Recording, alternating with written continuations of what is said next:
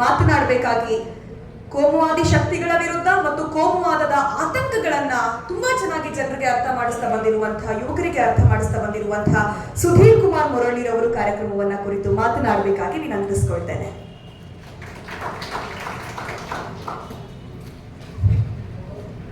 ಲಡಾಯಿ ಪ್ರಕಾಶನ ಗದಗದವರು ಹೊರತಂದಿರುವ ನನ್ನ ಗೆಳೆಯ ಮಹೇಂದ್ರ ಕುಮಾರ್ ಅವರ ನಡುಬಗ್ಗಿಸದ ಎದೆಯದಲ್ಲಿ ಪುಸ್ತಕವನ್ನು ಬಿಡುಗಡೆ ಮಾಡಿ ತುಂಬ ಚೆನ್ನಾಗಿ ಮಾತನಾಡಿದಂಥ ರಾಜ್ಯದ ಮಂತ್ರಿಗಳಾದಂಥ ಸಂತೋಷ್ ಲಾಡ್ ಅವರು, ನನಗೆ ಅವರು ಉದ್ಯಮಿ ಅಂತ ಗೊತ್ತು, ರಾಜಕಾರಣಿ ಅಂತ ಗೊತ್ತು, ಸರಿಯಪ್ಪ ಅಂತ ಇದ್ದೆ. ನಮ್ಮ ನಿಖೇತ್ ಹೇಳ್ದಂಗೆ ಅವ್ರು ಮಾತಾಡೋಕ್ಕೆ ಸ್ಟಾರ್ಟ್ ಮಾಡಿದ್ದೇ ತಡ. ಈಗ ರಾಜ್ಯದಲ್ಲಿ ಒಂದು ವೈಬ್ರೇಷನ್ ಮತ್ತು ಭರವಸೆಯನ್ನು ಮುಂದಿನ ತಲೆಮಾರಿಗೆ ಮೂಡಿಸಿದೆ. ಎಂಥ ದಾಳಿಗಳ ನಡುವೆಯೂ ಸಹಿತ ನೀವು ಹೀಗೇ ಮಾತಾಡ್ತಿರ್ಬೇಕು ಅನ್ನುವಂಥ ನನ್ನ ಹಕ್ಕೊತ್ತಾಯವನ್ನು ನಾನು ಈ ಸಂದರ್ಭದಲ್ಲಿ ಖಂಡಿತ ಆಯ್ತು. ಹಿಂಗಿದ್ದು ಉಮೇದು ಹುಟ್ಟಬೇಕು, ಅದಕ್ಕೂ ಬೆಂಬಲಿಸಬೇಕು. ನೈಸ್. ಅದೇ ರೀತಿಯಾಗಿ ನನ್ನ ಜಿಲ್ಲೆಯ ಶಾಸಕಿ ಮತ್ತು ಭರವಸೆಯನ್ನು ಮೂಡಿಸ್ತಾ ಇರ್ತಕ್ಕಂಥ ಶಾಸಕಿ ಅವ್ರ ಕ್ಷೇತ್ರದಲ್ಲೆಲ್ಲ ಹೇಳ್ತಾರೆ ಏನಂತ ಅಂದರೆ, ಸ್ವಲ್ಪ ನಯನ ಖಡಕ್ ಜಾಸ್ತಿ ಆಯಿತು ಅಂತ. ನಾನು ಹೇಳಿದೆ, ನೀವು ಗಂಡಸರು ಏನು ಬೇಕಾದರೂ ಮಾಡ್ಬೋದು, ಹೆಂಗೆ ಖಡಕ್ ಬೇಕಾದ್ರೆ ಇರ್ಬೋದು. ಒಬ್ಳು ಹೆಣ್ಣು ಮಗಳು ಏನಾದರೂ ಖಡಕ್ಕಾಗಿ ಮಾತಾಡ್ಬಿಟ್ರೆ ನಿಮಗೆಲ್ಲ ಮೈ ಉರಿದು ಬಿಡ್ತದೆ.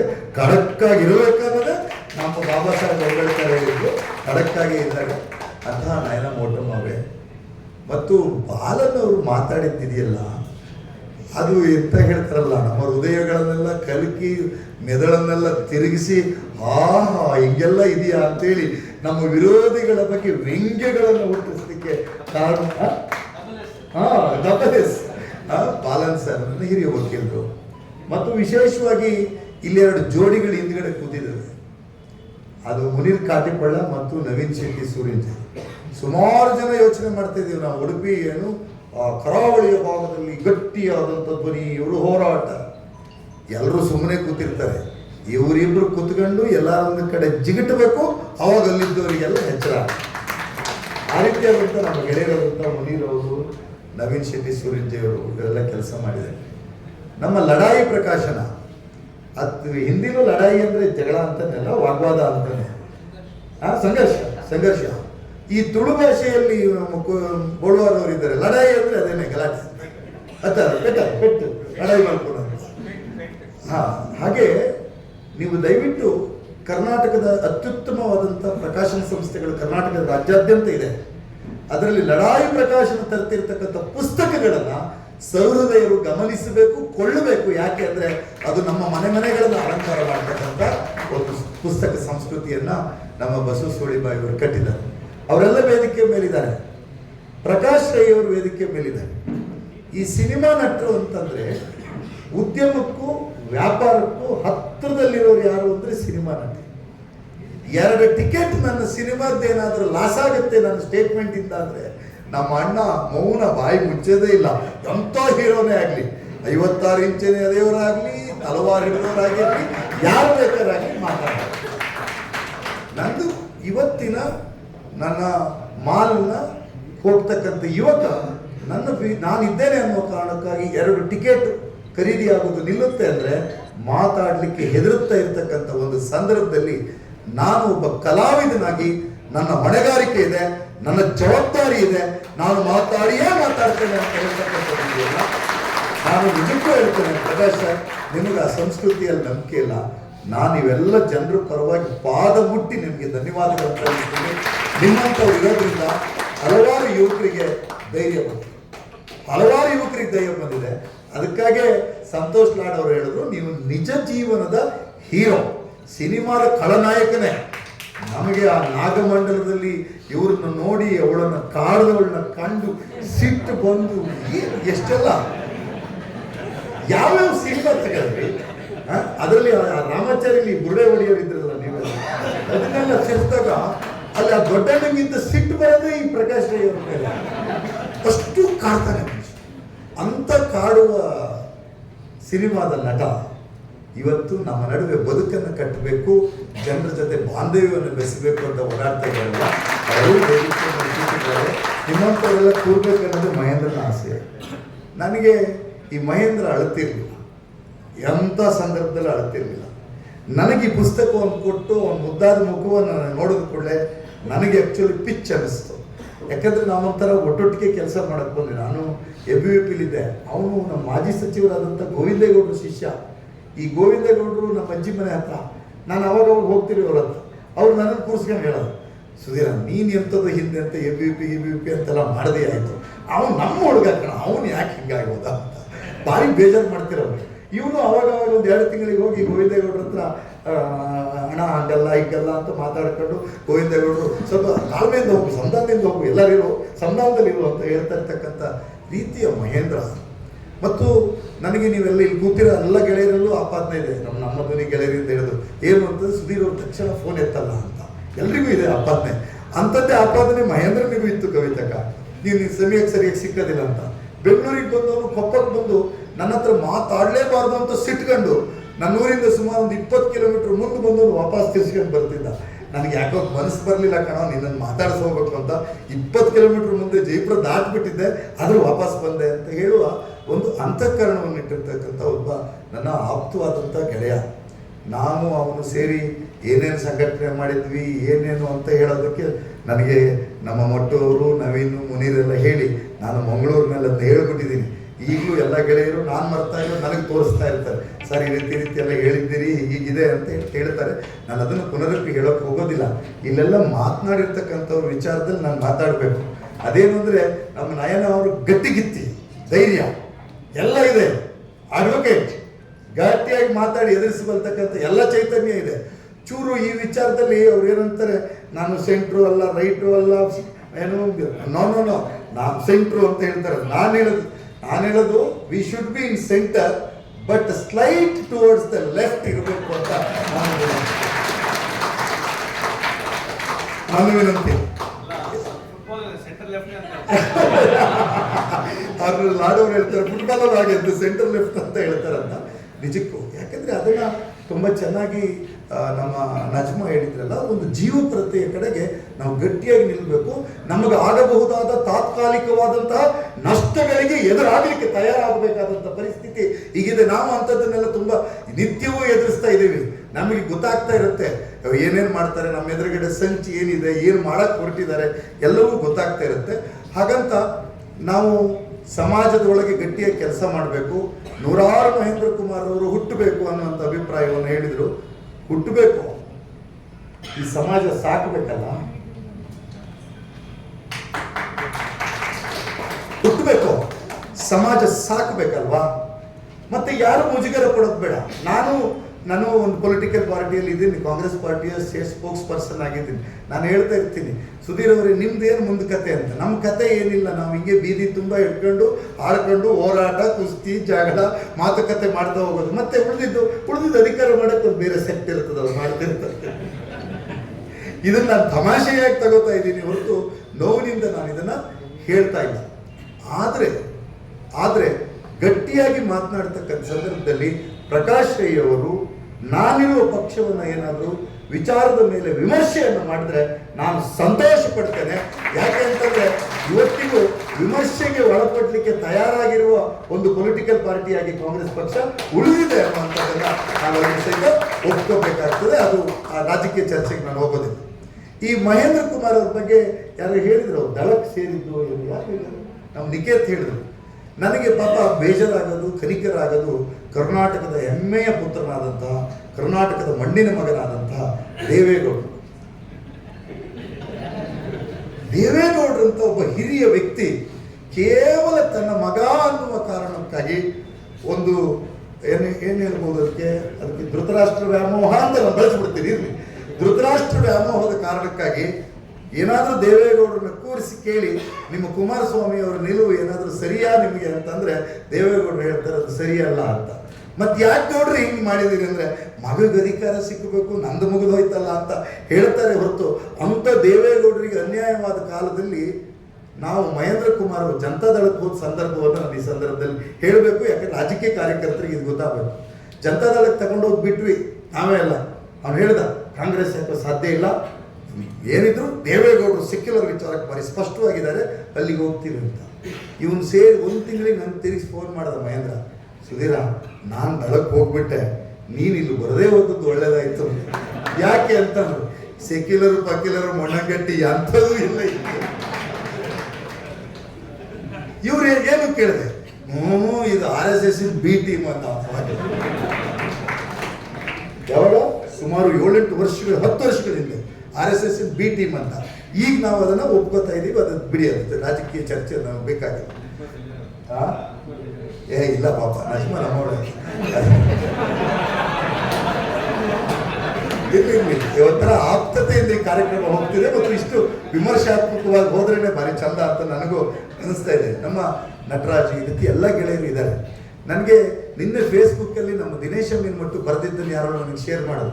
ಅದೇನು ಅಂತಂದರೆ, ಮಹೇಂದ್ರ ಕುಮಾರ್ ಏನೇನೋ ಆಗಬೇಕು ಅಂತ ಯೋಚನೆ ಮಾಡಿಬಿಟ್ಟಿದ್ವಿ, ಅವನು ಅಕಾಲಿಕವಾಗಿ ಮೃತನಾದ.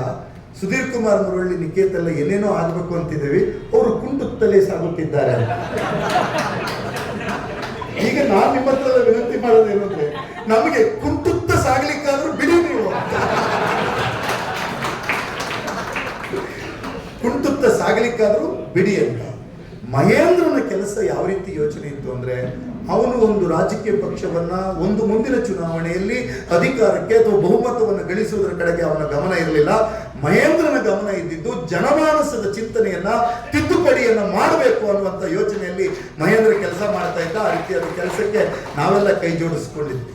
ಬದಲಾವಣೆ ಹೇಗೆ ಸಾಧ್ಯ ಅನ್ನೋದಕ್ಕೆ ಅವ್ನು ಬಂದ ವಿಜಯಾನಂದ ಕಾರ್ಯಕ್ರಮ ಇಲ್ಲ, ನನಗೆ ಬಂದಿದ್ದೀನಪ್ಪ, ಅವನೊಬ್ಬ ನೋಡಿ ಇಲ್ಲಿದ್ದಾನೆ. ನಿಮ್ಮ ದೃಷ್ಟಿಯಲ್ಲಿ ನೀವು ಹೇಳಿದ್ರಲ್ಲ, ಮಹೇಂದ್ರ ಕುಮಾರ್ ತರನೇ ಒಬ್ಬ ಕಿಡಿಗೇಡಿ.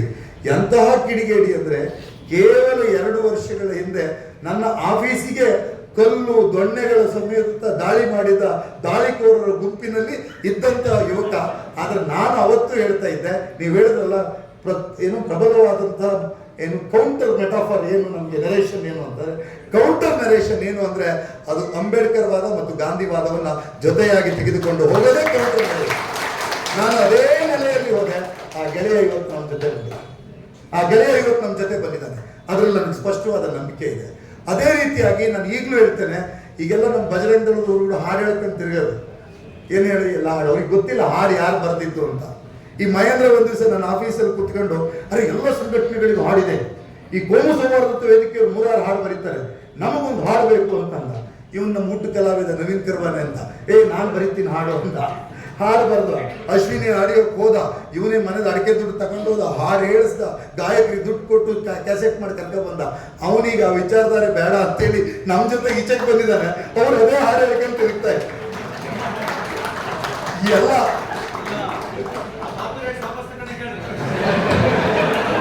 ಕಾಪಿರೈಟ್ಸ್ ವಾಪಸ್ ತಗೋಬೇಕು ಅಂತ. ಮತ್ತು ಅವರುಗಳನ್ನ ನಾವು ಶಕ್ತಿಗಳ ಮೂಲಕ ಎದುರಿಸುವ ಬದಲು ವಿಚಾರದಿಂದ ಎದುರಿಸಿದ್ರೆ ಅವ್ರನ್ನ ಸೋಲಿಸ್ಲಿಕ್ಕೆ ಭಾರಿ ಸುಲಭವಾಗಿದೆ.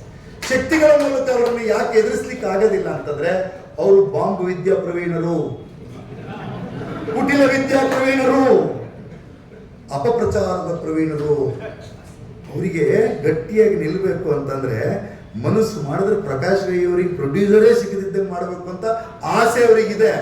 ಯಾಕಾಗಲ್ಲ ಅಂದ್ರೆ, ಸ್ವತಃ ಪ್ರಕಾಶ್ ರೈ ಅವರು ಎಲ್ಲ ನಿರ್ಮಾಪಕರಿಗೂ ಅನಿವಾರ್ಯವಾಗಿರ್ತಕ್ಕಂಥ ಒಬ್ಬ ಕಲಾವಿದನಾಗಿ ಬೆಳೆದಿದ್ದರಿಂದ ಸಾಧ್ಯ ಆಗುತ್ತೆ. ನಾವು ಸಹ ಅಂತಹ ಶಕ್ತಿ ಸಂಪನ್ನ ವಿಚಾರ ಸಂಪನ್ನರಾಗಬೇಕು. ಅದನ್ನ ನಿಕೇತ್ ಹೇಳಿದ. ಮಹೇಂದ್ರ 10ನೇ ಕ್ಲಾಸು ದಾಟಿರ್ಲಿಲ್ಲ. ಬಟ್ ಮಹೇಂದ್ರ ಸಂಪೂರ್ಣವಾಗಿ ಕುವೆಂಪುವನ್ನು ಓದ್ಕೊಂಡಿದ್ದ, ಗಾಂಧಿಯನ್ನು ಓದ್ಕೊಂಡಿದ್ದ, ಅಂಬೇಡ್ಕರ್ ಅನ್ನು ಓದ್ಕೊಂಡಿದ್ದ. ವಿವೇಕವಂತನಾಗಿ ನಾನು ಅವರನ್ನು ಎದುರಿಸಬೇಕು ಅಂತ ಯೋಚನೆ ಮಾಡಿದ. ಅಂತಹ ವಿಚಾರ ಪೂರ್ಣತೆಯನ್ನು ನಮ್ಮ ಹೃದಯಕ್ಕೆ ತುಂಬಿಕೊಳ್ಳುವ ಸಂಕಲ್ಪ ಈ ಪುಸ್ತಕದ ಸಂದರ್ಭದಲ್ಲಿ ಆಗಬೇಕು. ಈ ಪುಸ್ತಕಕ್ಕೆ ನಂದು ಮಹೇಂದ್ರ ನಡುವೆ ನಡೆಯತಕ್ಕಂಥ ವಿಚಾರ ಪೂರ ನಾನೇನಾದ್ರೂ ನವೀನ್ ಶೆಟ್ಟಿಗೆ ಹೇಳ್ಬಿಟ್ಟಿದ್ರೆ ಈ ಪುಸ್ತಕ ಇನ್ನು 3 ಸಂಪುಟ ಆಗತ್ತೆ. ಇವತ್ತು ಒಂದು ಗಂಭೀರವಾದ ವಿಚಾರ ಹೇಳ್ತೀನಿ. ಚರ್ಚ್ ದಾಳಿಯ ಬಾರಿ ದೊಡ್ಡ ಗಂಭೀರ ಆಪಾದನೆಯನ್ನ ನನ್ನ ಮಹೇಂದ್ರ ಸಾಯುವವರೆಗೂ ಕಳ್ಕೊಳ್ಳೋ ಪ್ರಯತ್ನವನ್ನು ಮಾಡ್ತಾ ಇದ್ದ. ನಾನು ಈ ವೇದಿಕೆ ಮುಖೇನ ಹೇಳ್ತೇನೆ, ಚಿಕ್ಕಮಗಳೂರು ತಾಲೂಕಿನ ಕಾಂಡ್ಯದ ಮಾರ್ಕಂಡೇಶ್ವರ ದೇವಸ್ಥಾನದಲ್ಲಿ ಒಂದು ಯುವ ಸಮ್ಮೇಳನ ಅಂತ ಕಾರ್ಯಾಗಾರ ನಡೀತಾ ಇತ್ತು. ಆಗಷ್ಟೇ ಕರ್ನಾಟಕದಲ್ಲಿ ಬಿಜೆಪಿ ದಳದ ಮೈತ್ರಿ ಸರ್ಕಾರ ಬಂದಿತ್ತು. ಉಪಮುಖ್ಯಮಂತ್ರಿಗಳಾಗಿ ಯಡಿಯೂರಪ್ಪನವರು ಉಪಮುಖ್ಯಮಂತ್ರಿಗಳಾಗಿ ಕೂತಿದ್ರು. ಉಪಮುಖ್ಯಮಂತ್ರಿಗಳಾಗಿದ್ದಂಥ ಯಡಿಯೂರಪ್ಪನವರು ಮಂಗಳೂರಿಗೆ ಹೋಗಿ ಬರ್ತಾರೆ.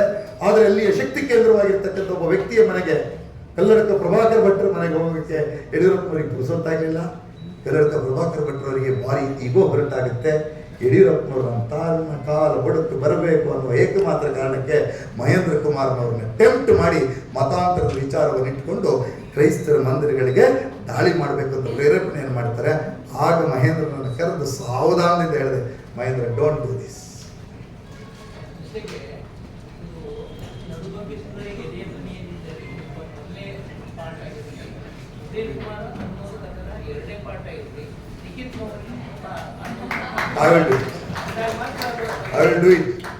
ಈಗಷ್ಟೇ ನಾನು ಬಸವರಾಜರಿಗೆ ತೋರಿಸ್ದೆ, ನಮಗೆ ಈಗ ಬರ್ತಿರೋ ಆಮಿಷಗಳಿದಾರಲ್ಲ, ಅವರ ಹುಸಿವಾಳುಗಳಿಗೆ ಎಂತೆಂಥ ಮಟ್ಟದ ಆಮಿಷಗಳು ಬರ್ತಿದೆ ಅಂದರೆ ಅದನ್ನು ನಾವು ಉದಾರವಾದಿಗಳಾಗಿ ನಾವು ಅವ್ರನ್ನ ಎದುರಿಸೋರು ಕಲ್ತ್ಕೋಬೇಕಾಗುತ್ತೆ.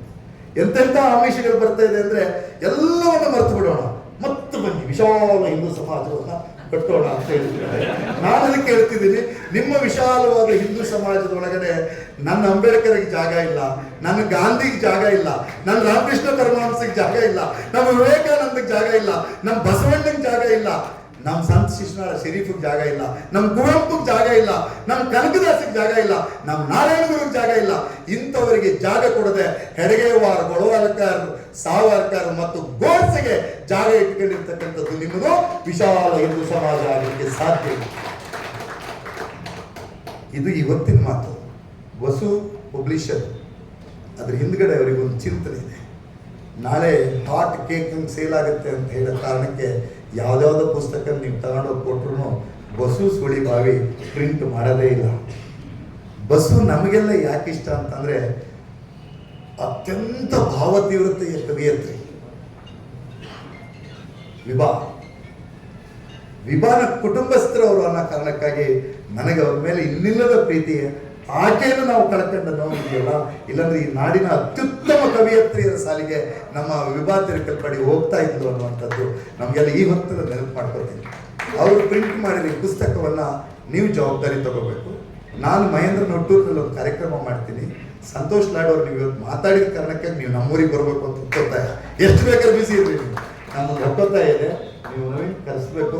ಒಂದು ಅದ್ಭುತವಾದಂಥ ಅವನ ಹುಟ್ಟೂರಿನಲ್ಲಿ ಪುಸ್ತಕ ಬಿಡುಗಡೆ ಕಾರ್ಯಕ್ರಮ ಮಾಡ್ತೀವಿ. ಅವ್ರು ಯಾರ್ಯಾರ್ದು ಪುಸ್ತಕ ತಗೊಂಡು ಅವನು ಯಾರೋ ಏನೋ ನೆಹರು ಬದುಕಿನ ಪರದೆ ಸರಿ ಇತ್ತು, ಮತ್ತೊಬ್ಬರದ್ದು ಪರದೆ, ಇವ್ರ ಕೆಲಸನೇ ಪರದೆ ಸರ್ ಅಂತ ಪುಸ್ತಕ ಬರ್ಕೊಂಡು ಊರೂರೆಲ್ಲ ಪುಸ್ತಕ ಬಿಡುಗಡೆ ಮಾಡ್ಕೊಂಡು ತಿರುಗ್ತಿರೋ ಹೊತ್ತಿನಲ್ಲಿ ಇಲ್ಲಿರ್ತಕ್ಕಂಥ ಜನ ನಿಮ್ಮೂರಿನಲ್ಲಿ ಪುಟ್ಟ ಪುಟ್ಟ ಕಾರ್ಯಕ್ರಮಗಳನ್ನು ಮಾಡಿ ಆ ಕಾರ್ಯಕ್ರಮಕ್ಕೆ ನಯನ ಅಂತಹ ಶಾಸಕಿಯರನ್ನು ಜೋಡಿಸ್ಕೊಳ್ತಾ, ಬೇರೆ ಚಿಂತಕರನ್ನು ಜೋಡಿಸ್ಕೊಳ್ತಾ ಈ ಪುಸ್ತಕ ಜನಸಮುದಾಯದ ನಡುವೆ ಚರ್ಚೆ ಆಗುವ ರೀತಿಯಲ್ಲಿ ಮಾಡಿ ಭವಿಷ್ಯದ ದಿನದಲ್ಲಿ ನಾನು ಹಲವಾರು ಯುವಕರನ್ನು ವಾಪಸ್ ತರಬೇಕು. ವಾಪಸ್ ಇತ್ತೀಚೆಗೆ ಬಂದವರಿಗೆ ಕಾಂಪ್ಲಿಮೆಂಟ್ ಕೊಡ್ಬೇಕಲ್ಲ. ನನಗಾಗಿ ವಿಜಯಾನಂದನಿಗೆ ಒಂದು ಪುಸ್ತಕವನ್ನು, ಎಲ್ಲಿದೆಯಪ್ಪ ವಿಜಯಾನಂದ, ಭಾರಿ ಕಿನಾಡಿ, ಅವನು ನನ್ನ ಆಫೀಸ್ ಗ್ಲಾಸ್ ಎಲ್ಲ ಹೊಡೆದಾಕ್ಬಿಟ್ಟಿದ್ದೆ ನುಗ್ಗಿ. ಅಯ್ಯೋ ಅವನು ಉಗ್ರವಾದ ನೋಡ್ಬಿಟ್ರೆ ಈ ಹನುಮಂತ ಲಂಕೆಗೆ ಹೋಗಿದ್ದೆಲ್ಲ ಲೆಕ್ಕಕ್ಕೆ ಇಲ್ಲ. ಆ ರೀತಿ ದಯವಿಟ್ಟು ವಿಜಯಾನಂದ ವೇದಿಕೆ ಬಲ್ಪ, ನಮ್ಮ ಪ್ರಕಾಶ್ ರೈ ಅವರ ಕೈಲಿ ನೀನು ಈ ಪುಸ್ತಕವನ್ನು ಪಡಿಬೇಕು ಅಂತ ವಿನಂತಿ.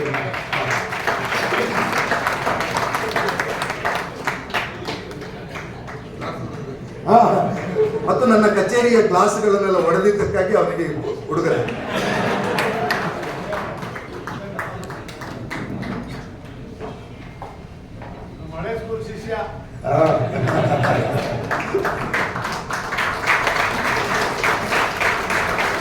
ಅದೇ ರೀತಿಯಾಗಿ ಹಾಡುಗಳ ಕಾಪಿರೈಟ್ ವಾಪಸ್ ತಗೊಳ್ಳಿ ಅಂತಂದ್ರು.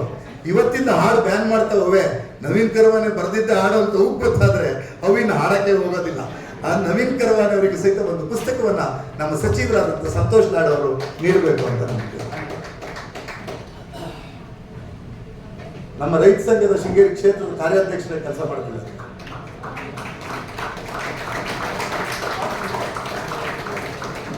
ಈ ರೀತಿಯಾಗಿ ನಯನ ಅವರು ಹೇಳಿರ್ತಕ್ಕಂಥ ವಿಚಾರವನ್ನು ಒಪ್ತೇನೆ. ಬರೀ ಬಡ ಹಿಂದುಳಿದ ದಲಿತ ಹುಡುಗರನ್ನು ಮಾತ್ರ ಅಲ್ಲ, ಇಡೀ ಸಮಾಜವನ್ನ ಆ ವಿಷವರ್ತನದಿಂದ ವಾಪಸ್ ತರೋದಕ್ಕೆ ನಾವೆಲ್ಲ ಪ್ರಯತ್ನ ಮಾಡೋಣ ಅನ್ನುವಂಥ ಮಾತನ್ನು ಹೇಳಿ ನನ್ನ ಮಾತುಗಳನ್ನು ಮುಗಿಸ್ತೀನಿ. ಟೈಮ್ ಇಸ್ ರನ್ನಿಂಗ್ ಅಂತ ಹೇಳಿ ಕೊಟ್ಬಿಟ್ಟಿದ್ದಾರೆ. ಟೈಮ್ ರನ್ನಿಂಗ್ ಅಲ್ಲ, ಟೈಮ್ ಮುಗಿದಿದೆ ಅಂತಲೇ ನನಗೆ ಗೊತ್ತಾಗುತ್ತೆ. Thank you. Let us begin. ನೀವು ಯಾರ? Thank you. ಸುಧೀರ್ ಅಣ್ಣ, ಇಲ್ಲಿ ಯಾರೋ ಹೇಳಿದ್ರು ನಜ್ಮಾ ಯಾವತ್ತೂ ಬೇಜಾರು ಮಾಡ್ಕೊಳ್ಳಲ್ಲ. ನಜ್ಮನ ಪಕ್ಷನ ಸಿದ್ಧಾಂತನ ಅಂತ ಬಂದ್ರೆ ನಜ್ಮಾ ಸಿದ್ಧಾಂತನೇ ಅಂತ ಹೇಳೋದು. ಯಾಕಂದ್ರೆ ನಾನು ಬೆಳೆದು ಬಂದಿರೋದು ಇಲ್ಲಿ ಇರುವ ಎಲ್ಲ ಹೋರಾಟಗಾರರ ನಡುವೆ, ನವೀನಣ್ಣ, ಮುನೀರಣ್ಣ, ದಿನೇಶ್ ಸರ್, ಗೊಳವಾರ್ ಸರ್, ಇಲ್ಲಿರುವಂತಹ ಎಲ್ಲರ ನಡುವೆ ನಾನು ಬೆಳೆದು ಬಂದವಳು. ನನಗೆ ಪಕ್ಷನ ಸಿದ್ಧಾಂತನ ಅಂತ ಬಂದ್ರೆ ನಾನು ಸಿದ್ಧಾಂತನೇ ಆಯ್ಕೆ ಮಾಡ್ಕೊಳ್ಳೋಳು. ನನಗೆ ಗೊತ್ತಿತ್ತು ನಾವು NRCCA ಸಂದರ್ಭದಲ್ಲಿ ನಿಕೇತಣ್ಣ, ಸುಧೀರಣ್ಣ, ನಾವು ಕವಿತಾ ಅಕ್ಕ ಎಲ್ಲರೂ ಮಹೇಂದ್ರಣ್ಣ ಜೊತೆ ತುಂಬಾ ಒಡನಾಟ ಮಾಡ್ತಾ ಇದ್ವಿ. ಮಹೇಂದ್ರಣ್ಣ ಒಂದ್ಸತಿ ಕರೆದ್ರು ಅಂತ ಅಂದ್ರೆ ಏನೋ ಇವತ್ತು ತಪ್ಪು ನಾನು ಮಾತಾಡಿದೀನಿ, ವಾಪಸ್ ಹೋಗುವಾಗ ಕಾರ್ಯಕ್ರಮದಲ್ಲಿ ಕರೆದ್ರು ಅಂತಂದ್ರೆ ಏನೋ ತಪ್ಪು ಮಾಡಿದೀನಿ ಅಂತ ತುಂಬಾ ಪ್ರೀತಿಯಿಂದ ಸರಿ ಮತ್ತು ತಪ್ಪುಗಳನ್ನ ತಿಂತಾ ಇದ್ದಂತಹ ಮಹೇಂದ್ರಣ್ಣನನ್ನ ಮತ್ತೊಮ್ಮೆ ನೆನಪಿಸ್ಕೊಳ್ತಾ ಕಾರ್ಯಕ್ರಮವನ್ನ ಉದ್ದೇಶಿಸಿ ಮಾತನಾಡಬೇಕಾಗಿ ಕಾರ್ಯಕ್ರಮದ ಅಧ್ಯಕ್ಷತೆಯನ್ನ ವಹಿಸಿರುವಂತಹ ಪ್ರಕಾಶ್ ರೈರವರಲ್ಲಿ ವಿನಂತಿಸ್ಕೊಳ್ತೇನೆ.